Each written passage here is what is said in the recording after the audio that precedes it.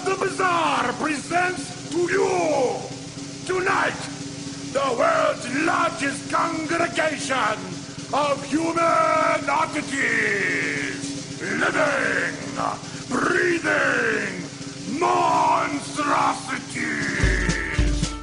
That's right, they didn't ask to be brought into this world, folks. But most people working in Coney Island sideshows in the early part of the 20th century were born with freakish deformities. Some were giants and others dwarfs. Many were born without limbs, or with multiple limbs. There were Siamese twins, people with hair covering their entire faces, pinheads, and others with grossly deformed features.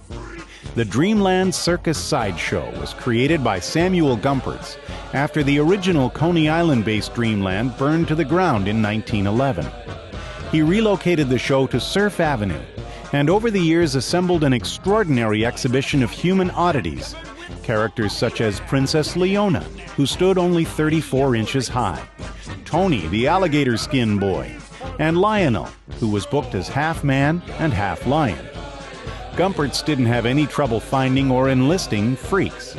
People with deformities were glad to have good-paying jobs and live in a community with people sharing similar afflictions with their own. Some performers, however, were not born deformed. Instead, they manufactured their own oddities to become self-proclaimed freaks.